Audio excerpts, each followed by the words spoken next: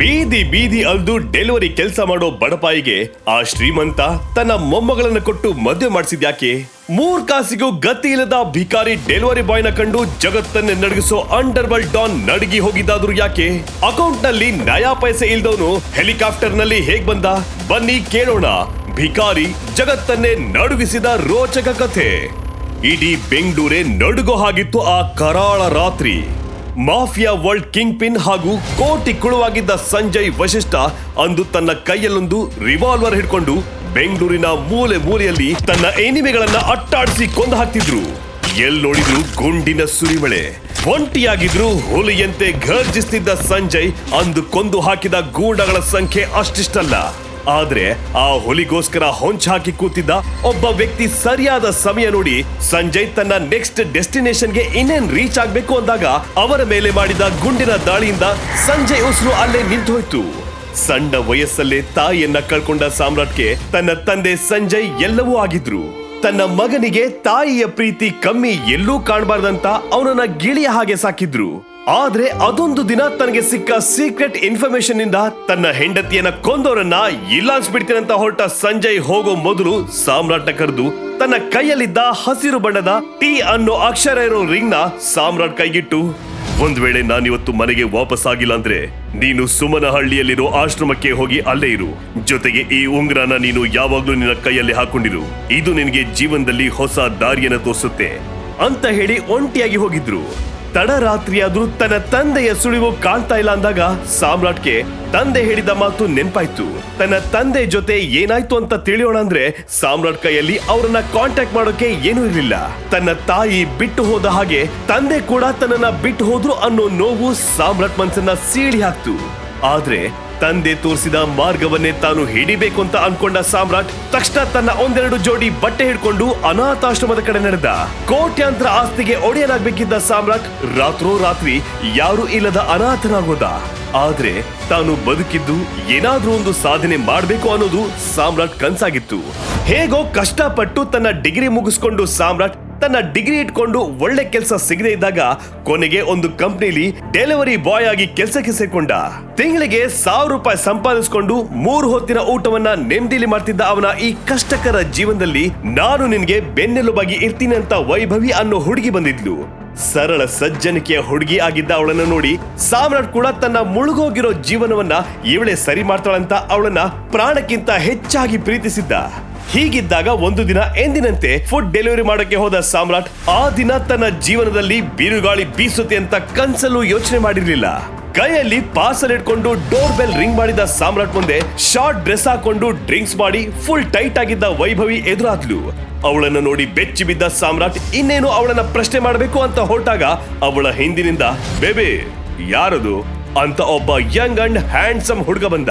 ಅವನನ್ನ ನೋಡಿ ಅಲ್ಲೇ ನಡೀತಿದೆ ಅಂತ ಅರ್ಥ ಮಾಡ್ಕೊಂಡ ಸಾಮ್ರಾಟ್, ವೈಭವಿ ಏನಿದೆಲ್ಲ, ಯಾರವನು?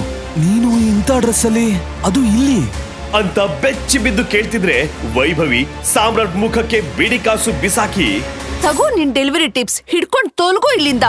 ನನ್ ಜೀವನದಲ್ಲಿ ನಾನು ಏನ್ ಮಾಡ್ತೀನಿ ಅಂತ ಕೇಳೋ ಹಕ್ಕು ಇನ್ಮೇಲೆ ನಿನ್ಗಿಲ್ಲ ಅಂತ ಹೇಳಿ ಡೋರ್ ಕ್ಲೋಸ್ ಮಾಡಿದ್ಲು. ಪ್ರಾಣಕ್ಕಿಂತ ಹೆಚ್ಚಾಗಿ ಪ್ರೀತಿಸಿದ ಹುಡುಗಿ ಈ ರೀತಿ ಮಾಡಿದ್ಲಲ್ಲ ಅಂತ ನೋವಲ್ಲಿ ಸಾಮ್ರಾಟ್ ತಡರಾತ್ರಿ ಅಂತಾನು ಲೆಕ್ಕಿಸದೆ ಅಲ್ಲೇ ಪಕ್ಕದಲ್ಲಿ ಬಾರ್ಗೆ ಹೋಗಿ ಡ್ರಿಂಕ್ಸ್ ಮಾಡೋಕೆ ಶುರು ಮಾಡ್ದ. 1, 2 ಅಂತ ಬಾಟಲ್ ಖಾಲಿ ಮಾಡಿದ ಅವನಿಗೆ ಎದ್ದು ಮನೆಗೆ ಹೋಗೋಕ್ಕೂ ಆಗದ ಪರಿಸ್ಥಿತಿ ಎದುರಾಯ್ತು. ಅವನ ಆ ಅವಸ್ಥೆಯನ್ನ ಅಲ್ಲೇ ಮರೆಯಲ್ಲಿ ನಿಂತಿದ್ದ ಒಬ್ಬ ಮಾಸ್ಕ್ ಹಾಕೊಂಡ ವ್ಯಕ್ತಿ ನೋಡಿ ತನ್ನ ಫೋನ್ ಹಿಡ್ಕೊಂಡು ಒಂದು ನಂಬರ್ಗೆ ಡಯಲ್ ಮಾಡ್ದ. ಕುರಿ ಬಲಿಗೆ ತಯಾರಾಗಿದೆ, ಈಗಲೇ ನಾನು ಹೇಳೋ ಜಾಗಕ್ಕೆ ಬನ್ನಿ ಅಂತ ಹೇಳಿ ಕಾಲ್ ಕಟ್ ಮಾಡ್ದ. ಸಾಮ್ರಾಟ್ ಮಾರನೇ ದಿನ ನಿದ್ದೆಯಿಂದ ಎದ್ದೇಳ್ತಿದ್ದಂತೆ ತಾನು ಬಾರ್ನಲ್ಲ ಒಂದು ಕಾಸ್ಟ್ಲಿ ಹೋಟೆಲ್ ರೂಮ್ ನಲ್ಲಿ ಮಲ್ಗಿದ್ದೀನಿ ಅಂತ ರಿಯಲೈಸ್ ಮಾಡಿ ಬೆಚ್ಚಿ ಬೀಳ್ತಾನೆ. ಮೈ ಮೇಲೆ ಬಟ್ಟೆ ಕೂಡ ಇಲ್ದೇ ಇದ್ದಾಗ ಸಾಮ್ರಾಟ್ ಬೇಗ ಬೇಗ ನೆಲದ ಮೇಲೆ ಹರಡಿರೋ ಬಟ್ಟೆನ ಎತ್ತಾಕೊಂಡು ಆ ರೂಮ್ ನಿಂದ ಹೊರಗೆ ಹೋಗ್ಬೇಕು ಅಂತ ಆದಾಗ ರೂಮ್ ಡೋರ್ ಬ್ರೇಕ್ ಮಾಡ್ಕೊಂಡು ವಯಸ್ಸಾದ ವ್ಯಕ್ತಿಯೊಬ್ರು ಗಾಂಭೀರ್ಯವಾಗಿ ಒಳಗಡೆ ಬಂದ್ರು. ಸಾನ್ಯ, ನಮ್ಮ ಮನೆ ಮರ್ಯಾದೆ 3 ಕಾಸಿಗೆ ಹರಾಜ್ ಮಾಡಿದೀಯ ನೀನು.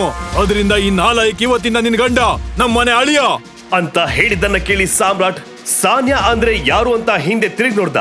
ಆಗಷ್ಟೇ ತನ್ನ ಜೊತೆ ಏನ್ ನಡೀತು ಅಂತ ತಿಳಿಯದೆ ವಾಶ್ರೂಮ್ ನಿಂದ ಭಯದಲ್ಲಿ ನಡುಗಿ ಬಂದ ಅರೆಬೆತ್ತಲೆ ಹುಡುಗಿ ನೋಡಿ ಸಾಮ್ರಾಟ್ ಕಾಲುಗಳು ನಡುಗಿದ್ವು. ಅಯ್ಯೋ, ತಾನು ಕುಡಿದ ಅಮಲ್ನಲ್ಲಿ ಒಂದು ಹುಡುಗಿ ಜೀವನ ಹಾಳು ಮಾಡ್ಬಿಟ್ಟ. ಅಷ್ಟಕ್ಕೂ ನಾನು ಇಲ್ಲಿಗೆ ಹೇಗ್ ಬಂದೆ? ಈ ಹುಡುಗಿ ಯಾರು ಅಂತ ಸಾಮ್ರಾಟ್ ಮನ್ಸಲ್ಲೇ ಯೋಚನೆ ಮಾಡ್ತಿದ್ರೆ 4-5 ಬಾಡಿ ಗಾರ್ಡ್ಸ್ ಬಂದು ಸಾನ್ಯಾನ ಕರ್ಕೊಂಡು ಹೋಗಿ 1 ಗಂಟೆ ಒಳಗೇನೆ ರಿಜಿಸ್ಟರ್ ಮ್ಯಾರೇಜ್ ಮಾಡಿಸೇ ಬಿಟ್ರು. ಸಾನ್ಯಾ ಬೆಂಗಳೂರಿನ ಫೇಮಸ್ ಮನೆತನವಾದ ಕೊಂಡದ ಮನೆಯ ಮುದ್ದಿನ ಮೊಮ್ಮಗಳು. ಅವಳ ತಾತ ಶ್ರೀಕಂಠ ದತ್ತರಿಗೆ ಅವಳ ಮೇಲೆ ತುಂಬಾ ನಂಬಿಕೆ ಇತ್ತು. ತನ್ನ ನಂತರದಲ್ಲಿ ಬಿಸ್ನೆಸ್ ಹ್ಯಾಂಡಲ್ ಮಾಡೋಕೆ ಇವಳೇ ಸರಿಯಾದ ಚಾಯ್ಸ್ ಅಂತ ತಿಳ್ಕೊಂಡಿದ್ದ ಅವರಿಗೆ ಸಾನ್ಯಾ ಈ ರೀತಿ ಗೊತ್ತು ಗುರಿ ಇಲ್ಲದ ಹುಡುಗನ್ ಜೊತೆ ಬೆಡ್ ಶೇರ್ ಮಾಡಿದ್ದು ಅವರ ಅಂತಸ್ತಿಗೆ ಒಂದು ಕಪ್ಪು ಚುಕ್ಕಿಯಾಗಿ ಹೋಗಿತ್ತು. ಅಷ್ಟಕ್ಕೂ ಸಾನ್ಯಾ ರೂಮ್ಗೆ ಸಾಮ್ರಾಟ್ನ ಕರ್ಕೊಂಡ್ ಬಂದವರು ಯಾರು? ಶ್ರೀಕಂಠ ದತ್ತರಿಗೆ ಸಾನ್ಯಾ ಅನ್ನೋನು ಹುಡುಗನ್ ಜೊತೆ ಬೆಡ್ ಶೇರ್ ಮಾಡಿದ್ದಾಳೆ ಅಂತ ಹೇಳಿದ್ಯಾರು? ಸಾಮ್ರಾಟ್ನ ನೋಡಿ ಕುರಿ ಬಲಿಗೆ ತಯಾರಾಗಿದೆ ಅಂತ ಹೇಳಿದ ಆ ನಿಗೂಢ ವ್ಯಕ್ತಿ ಯಾರು ಅಂತ ತಿಳಿಯೋಕೆ ಕಥೆಯನ್ನ ಮುಂದೆ ಕೇಳಿ. ಸಾಮ್ರಾಟ್ ಮದ್ವೆ ಯಾವಾಗ ಫೋರ್ಸ್ಫುಲಿ ಸಾನ್ಯಾಳ ಜೊತೆ ಆಯ್ತು ಅಂದಿನಿಂದ ಅವನ ಜೀವನ ನರಕವಾಗಿ ಹೋಯ್ತು. ಶ್ರೀಕಂಠ ದತ್ತ ಅವರು ತನ್ನ ಮಗಳನ್ನ ಒಬ್ಬ ಗೊತ್ತು ಗುರಿ ಇಲ್ಲದ ಬೀದಿ ಭಿಕಾರಿಯಾದ ಸಾಮ್ರಾಟ್ಗೆ ಮದುವೆ ಮಾಡಿಸ್ಕೊಟ್ಟಿದ್ದು ಅವಳ ತಾಯಿ ಶರ್ಮಿಳಾಗೆ ಒಂದಿಂಚು ಇಷ್ಟ ಇರ್ಲಿಲ್ಲ. ಪ್ರತಿದಿನ ಅವರು ಅವನನ್ನ ಹೀಯಾಳ್ಸೋದು, ಅವನಿಗೆ ಶಿಕ್ಷೆ ಕೊಡೋ ಚಾನ್ಸ್ ನ ಮಿಸ್ ಮಾಡ್ತಿರ್ಲಿಲ್ಲ. ಮನೆ ಅಳಿಯನಾಗಿದ್ದ ಸಾಮ್ರಾಟ್ ಒಂದು ದಿನ ಸ್ಟೋರ್ ರೂಮ್ ನಲ್ಲೋ ಇನ್ನೊಂದ್ ದಿನ ನಾಯಿ ಗೂಡ್ನಲ್ಲೋ ಮಲಗ್ತಿದ್ದ. ತನ್ನ ಗಂಡನಿಗೆ ಸಾನ್ಯಾ ಕೂಡ ದೊಡ್ಡ ಮರ್ಯಾದೆಯನ್ನು ಕೊಡ್ತಿರ್ಲಿಲ್ಲ. ಹೀಗೊಂದು ದಿನ ಸಾಮ್ರಾಟ್ ಅತ್ತೆ ಮನೆಯಲ್ಲಿ ಪಾತ್ರೆ ತೊಳಿತಿದ್ದಾಗ ಅತ್ತೆ ಶರ್ಮಿಳಾ, ಯಾವ ಕೆಲ್ಸಕ್ಕೂ ಬರ್ದೇ ಇರೋ ನಾಲಾಯಕನ್ ತಂದು ನನ್ ಮಾವ ನನ್ ಮುದ್ದು ಮಗಳಿಗೆ ಗಂಟು ಹಾಕಿದಾನೆ. ಲೋ ಬಿಕಾರಿ, ಇನ್ನು ಎಷ್ಟೊತ್ತೋ ಬರೀ ಪಾತ್ರೆ ತೊಳಿತಿರ್ತೀಯೋ ಇಲ್ಲ ಬೇರೆ ಕೆಲ್ಸನೂ ಮಾಡ್ತೀಯೋ ಅಂತ ಕೂಗಾಡ್ತಿದ್ರು. ಸಾಮ್ರಾಟ್ ಅಡುಗೆ ಕೋಣೆಯಿಂದ ಓಡ್ಕೊಂಡ್ ಬಂದು, ಅತ್ತೆ ಆಯ್ತು ಬಂದೆ. ಅತ್ತೆ ಮೈ ಫುಟ್, ಮೇಡಮ್ ಅನ್ನ ಬೇಕೂಫಾ ಅಂತ ಗದರಿಸಿ ಹೇಳ್ತಿದ್ದಾಗ ಅಲ್ಲೇ ಇದ್ದ ಲ್ಯಾಂಡ್ ಲೈನ್ಗೆ ಒಂದು ಕಾಲ್ ಬಂತು. ಮೇಡಮ್, ಸಾಮ್ರಾಟ್ ಸರ್ ಇದ್ರೆ ಫೋನ್ ಕೊಡ್ತೀರಾ ಅಂತ ಆ ಕಡೆಯಿಂದ ಕೇಳಿದಾಗ ಶರ್ಮಿಳಾ ಸಿಟ್ಟು ನೆತ್ತಿಗೇರಿತು. ಬುದ್ಧಿ ಇದ್ಯಾ ನಿನ್ಗೆ? ಯಾರಿಗ್ ಮರ್ಯಾದೆ ಕೊಡ್ಬೇಕು ಯಾರಿಗ್ ಕೊಡ್ಬಾರ್ದು ಅನ್ನೋದೇ ಗೊತ್ತಿಲ್ವಾ ನಿನ್ಗೆ? ಲೋ ವೇಸ್ಟ್ ಫೆಲೋ, ತಗೋ ನಿನ್ಗೆ ಯಾವ್ದೋ ಕಾಲ್ ಬಂದಿದೆ ಅಂತ ಸಿಟ್ಟಲ್ಲಿ ಹೇಳ್ತಾ ಫೋನ್ ಸಾಮ್ರಾಟ್ಗೆ ಕೊಟ್ಟು ಹೋದ್ರು. ಸಾಮ್ರಾಟ್ ಕಾಲ್ ಪಿಕ್ ಮಾಡಿ ಹಲೋ ಅಂತ ಹೇಳಿದಾಗ, ಸಾಮ್ರಾಟ್ ಸರ್, ನಾನು ಹೇಳೋದ್ನ ಸರಿಯಾಗಿ ಕೇಳಿಸ್ಕೊಳ್ಳಿ. ನಾನು ನಿಮ್ಮ ಹಿತಚಿಂತಕ. ನೀವು ಇಷ್ಟು ವರ್ಷ ಹುಡುಕಾಡ್ತಿದ್ದ ನಿಮ್ಮ ಜೀವನದ ಪ್ರಶ್ನೆಗೆ ಉತ್ತರ ಸಿಗ್ಬೇಕಾದ್ರೆ ನಾನು ಹೇಳೋ ಅಡ್ರೆಸ್ಗೆ ನೀವು ಹೋಗಿ ಟೈಗರ್ ಬರ್ತಾನೆ ಅಂತ ಕಾದು ಕೂತಿರೋ ಕೋಟ್ಯಾಂತರ ಜನರಿಗೆ ಭರವಸೆ ಕೊಡಿ ಅಂತ ಹೇಳಿದಾಗ ಸಾಮ್ರಾಟ್ ಬೆಚ್ಚಿ ಬಿದ್ದ. ಟೈಗರ್ ಅನ್ನೋದು ಸಾಮ್ರಾಟ್ ತಂದೆ ಸಂಜಯ್ ಅವನನ್ನ ಪ್ರೀತಿಯಿಂದ ಕರೀತಿದ್ದ ಹೆಸರು. ಜೊತೆಗೆ ಈ ಅಪರಿಚಿತ ವ್ಯಕ್ತಿ ಹೇಳ್ತಿರೋ ಅಡ್ರೆಸ್ ಕೂಡ ಸಾಮ್ರಾಟ್ಗೆ ತಾನು ಎಲ್ಲೋ ಇದಕ್ಕಿಂತ ಮೊದಲೇ ಕೇಳಿರೋ ಹಾಗೆ ಅನಿಸ್ತು. ಅವನು ತಕ್ಷಣ ತನ್ನ ಎಲ್ಲ ಕೆಲಸ ಬಿಟ್ಟು ರೆಡಿಯಾಗಿ ಹೋಗೋಕೆ ಹೊರಟಾಗ ಅವನನ್ನ ಅಲ್ಲೇ ತಡೆದ ಶರ್ಮಿಳಾ, ಲೇ ನಾಯಿ, ಎಲ್ಗೋ ತಿರ್ಗೋ ಹೋಗ್ತಿದ್ಯಾ? ಯಾವನೋ ನಿನಗ್ ಫೋನ್ ಮಾಡಿದ್ದು? ಇದನ್ನೇನಾದ್ರೂ ಧರ್ಮಛತ್ರ ಅನ್ಕೊಂಡಿದ್ಯಾ ಅಂತ ಸಿಟ್ಟಲ್ಲಿ ಅವನಿಗೆ ಕೇಳಿದ್ರು. ಆದ್ರೆ ಅವರ ಪ್ರಶ್ನೆಗೆ ಉತ್ತರ ಕೊಡೋಕೆ ಟೈಮ್ ಇಲ್ಲದೆ ಸಾಮ್ರಾಟ್ ಅವರನ್ನ ಇಗ್ನೋರ್ ಮಾಡಿ ಹೋದ. ಹೋಗಿ ಅವನು ಒಂದು 5 ಸ್ಟಾರ್ ಹೋಟೆಲ್ ಮುಂದೆ ನಿಂತ. ಒಳಗ್ ಹೋಗೋ ಮೊದಲು ಸಾಮ್ರಾಟ್ ಅವನ ಡ್ರೆಸ್ ಹಾಗೂ ಲುಕ್ ನ ನೋಡ್ಕೊಂಡ. ಅದೇ ಸಮಯಕ್ಕೆ ಅಲ್ಲೇ ಇದ್ದ ಸೆಕ್ಯೂರಿಟಿ, ಏ ದರಿದ್ರದವನೇ, ಎಲ್ಲಿಗೆ ಹೋಗ್ತಿದ್ಯಾ? ಇದೇ ನಿಮ್ಮ ಅಪ್ಪನ ಮನೆ ಅನ್ಕೊಂಡಿದ್ಯಾ? ನಡಿಯೋ ಆಚೆ ಅಂತ ಹೇಳಿದಾಗ ಸಾಮ್ರಾಟ್ ಒಂದು ಇಂಪಾರ್ಟೆಂಟ್ ಕೆಲ್ಸಕ್ಕಾಗಿ ತಾನು ಒಳಗ್ ಹೋಗ್ಲೇಬೇಕಂತ ರಿಕ್ವೆಸ್ಟ್ ಮಾಡಿದ್ರು.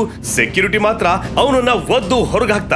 ಅದೇ ಸಮಯಕ್ಕೆ ಹೋಟೆಲ್ ಗೇಟ್ ಮುಂದೆ ಬಂದ ಒಂದು ಕಾಸ್ಟ್ಲಿ ಕಾರ್ ಸಾಮ್ರಾಟ್ ನ ನೋಡಿ ಅಲ್ಲೇ ಸ್ಟಾಪ್ ಆಯ್ತು. ಕಾರ್ ನಿಂದ ಹೊರಗಿಳಿದ ಕೋಟು ಸೂಟು ಹಾಕೊಂಡ ವ್ಯಕ್ತಿಯೊಬ್ಬ ಸಾಮ್ರಾಟ್ ನ ನೋಡಿ ಅವನ ಕಾಲಿಗೆ ಬಿದ್ದು ಕ್ಷಮೆ ಕೇಳಿ ಸೆಕ್ಯೂರಿಟಿನ ಕೆಲಸದಿಂದ ತೆಗೆದು ಸಾಮ್ರಾಟ್ ನ ಹಿಡಿದೆಬ್ಬಿಸಿ ಹೋಟೆಲ್ ಒಳಗೆ ಕರ್ಕೊಂಡು ಹೋದ. ಸಾಮ್ರಾಟ್ಗೆ ಆ ವ್ಯಕ್ತಿ ಯಾರು, ಅವನ್ ಯಾಕೆ ಅವನ ಕಾಲಿಗೆ ಬಿದ್ದು ಇಷ್ಟೊಂದು ರೆಸ್ಪೆಕ್ಟ್ ಅಲ್ಲಿ ಒಳಗೆ ಕರ್ಕೊಂಡು ಹೋಗ್ತಿದ್ದಾನೆ ಅಂತ ಅರ್ಥ ಆಗ್ತಿರ್ಲಿಲ್ಲ. ಹೋಟೆಲ್ ಒಳಗೆ ಹೋದ ಸಾಮ್ರಾಟ್ಗೆ ಒಂದು ಅಚ್ಚರಿಯೇ ಕಾದಿತ್ತು. ಹೋಟೆಲ್ ರೂಮ್ ಒಂದರ ಒಳಗೆ ಅದಾಗ್ಲೇ ಒಬ್ಬ ದಡೂತಿ ಶರೀರದ ವ್ಯಕ್ತಿ ಕೂತಿದ್ರು. ಸಾಮ್ರಾಟ್ ನನ್ನ ಕರ್ಕೊಂಡ್ ಬಂದ ವ್ಯಕ್ತಿ ಅವರ ಮುಂದೆ, meet Balraj and myself Akram, mafia world don. Sanjay ನಂತರದಲ್ಲಿ ನಾವೇ ಮಾಫಿಯಾ ವರ್ಲ್ಡ್ ನ ಎಲ್ಲಾ ಡೀಲ್ಸ್ ಅಂಡ್ ವರ್ಕ್ಸ್ ನ ನೋಡ್ಕೊಳ್ತಿರೋದು ಅಂತ ಹೇಳಿದಾಗ ಸಾಮ್ರಾಟ್ ಬೆಚ್ಚಿ ಬಿದ್ದ. ತುಂಬಾ ವರ್ಷಗಳ ನಂತರ ತನ್ನ ತಂದೆಯ ಮಾಫಿಯಾ ವರ್ಲ್ಡ್ ಬಗ್ಗೆ ಕೇಳಿದ ಸಾಮ್ರಾಟ್ ಮುಖ ಬದಲಾಯ್ತು. ಅದೇ ಸಮಯಕ್ಕೆ ಬಾಲ್ರಾಜ್, ನೋಡು ಸಾಮ್ರಾಟ್, ಅಕ್ರಮೇನು ನಿನ್ನ ಸಂಜಯ್ ಮಗ ಅಂತ ಒಪ್ಕೊಂಡ ಆದ್ರೆ ನಾನು ಅಷ್ಟು ಸುಲಭವಾಗಿ ಒಪ್ಪಲ್ಲ. ನೀನು ಸಂಜಯ್ ಮಗನೇ ಆದ್ರೆ ನಾನು ಹಾಕೋ ಚಾಲೆಂಜ್ ನಲ್ಲಿ ನೀನು ಗೆದ್ರೆ ನಾನು ಒಪ್ಕೊಂತೀನಿ ಅಂತ ಹೇಳಿದಾಗ ಸಾಮ್ರಾಟ್ ಮೊದಲಿಗೆ ಹಿಂಜರಿದ. ಅವನ ಮುಖದ ಬದಲಾವಣೆ ನೋಡಿ ಅಕ್ರಮ್ ಅಲ್ಲೇ ಗೋಡೆಯಲ್ಲಿ ನೇತು ಹಾಕಿದ್ದ ಒಂದು ಫೋಟೋ ಕಡೆ ಕೈ ತೋರಿಸಿ, ನೋಡು ಸಾಮ್ರಾಟ್, ನಿಂಗೆ ಇದೆಲ್ಲ ವಿಚಿತ್ರ ಅನ್ನಿಸ್ಬೋದು, ಆದ್ರೆ ನಿನ್ನ ತಂದೆ ಸಾವಿನ ಹಿಂದಿರೋ ನಿಗೂಢ ರಹಸ್ಯ ಹಾಗೂ ಅದರ ಹಿಂದೆ ಯಾರ ಕೈ ಇದೆ ಅನ್ನೋದು ನಂಗೆ ಗೊತ್ತು. ಅಂತ ಹೇಳಿದಾಗ ಸಾಮ್ರಾಟ್ಗೆ ಅವರ ಮಾತನ್ನ ಕೇಳದೆ ಬೇರೆ ದಾರಿ ಇರಲಿಲ್ಲ.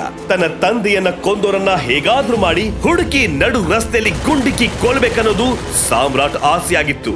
ಅವನು ತಕ್ಷಣ ಬಾಲರಾಜ್ ಕಡೆ ತಿರುಗಿ, ಒಂದ್ ವೇಳೆ ನಾನೇ ಸಂಜಯ್ ಮಗ ಅಂತ ನಿಮ್ ಮುಂದೆ ಪ್ರೂವ್ ಮಾಡಿದ್ರೆ ಮಾಫಿಯಾ ವರ್ಲ್ಡ್ಗೆ ಇನ್ ಮುಂದೆ ನಾನೇ ಬಾಸ್. ಅಂಡ್ ನೀವು ನನ್ನ ತಂದೆ ಸಾವು ಕಾರಣ ಆದವ್ರನ್ನ ಕೊಲ್ಲೋಕೆ ನನ್ ಜೊತೆ ನಿಲ್ಬೇಕು ಅಂತ ಹೇಳಿದಾಗ ಬಾಲರಾಜ್ ಕುಹುಕವಾಗಿ ನಕ್ಕ. ಆದ್ರೆ ಅವನ ದಿಟ್ಟ ವಾಯ್ಸ್ ಹಿಂದೆ ಸಂಜಯ್ಗಿದ್ದ ಅದೇ ಛಲ, ಅದೇ ಗತ್ತು ಇದೆ ಅಂತ ಬಾಲರಾಜ್ಗೆ ಗೊತ್ತಾಯ್ತು. ಅವನು ಸಾಮ್ರಾಟ್ನನ್ನ ಬಾಕ್ಸಿಂಗ್ ಅಖಾಡಕ್ಕೆ ಕರೀತಾನೆ.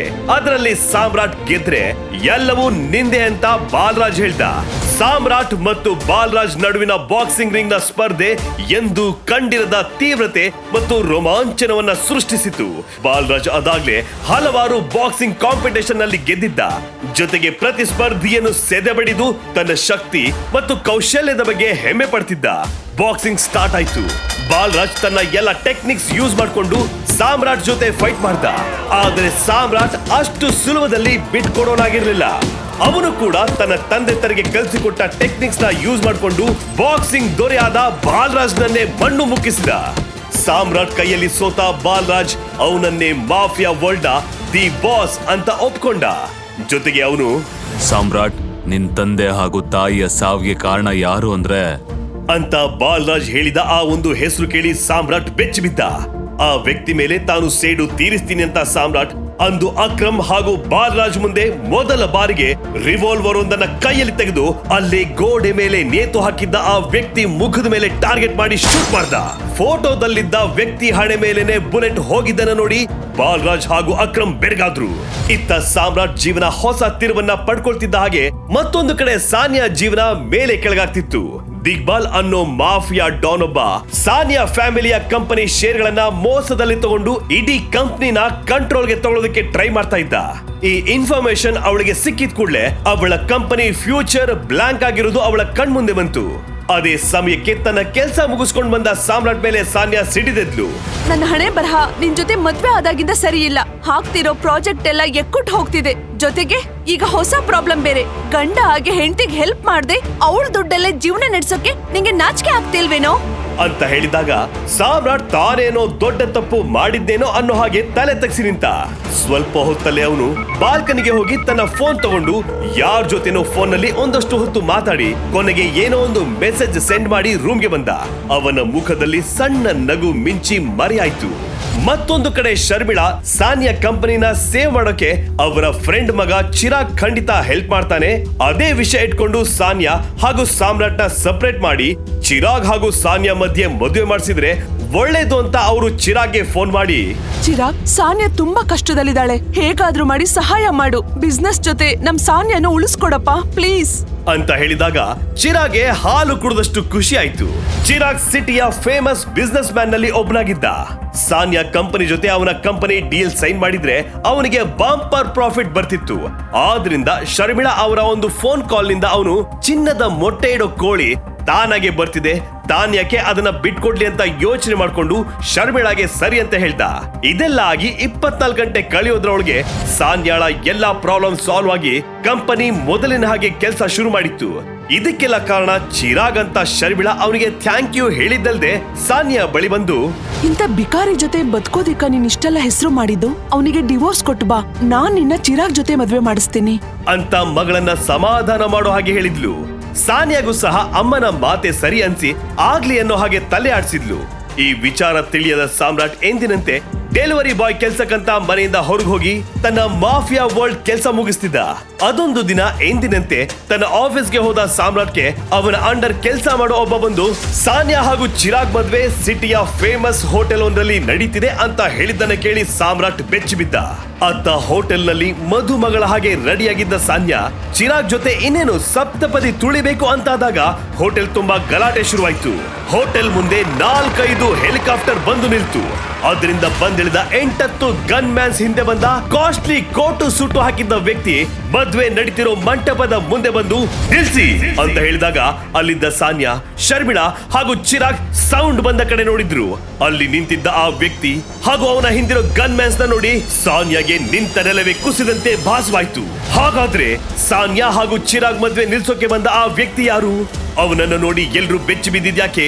ಸಾಮ್ರಾಟ್ ತಂದೆ ಸಾವಿಗೆ ಕಾರಣವಾದವರ ಮೇಲೆ ಅವನು ಸೇಡು ತೀರಿಸ್ತಾನ?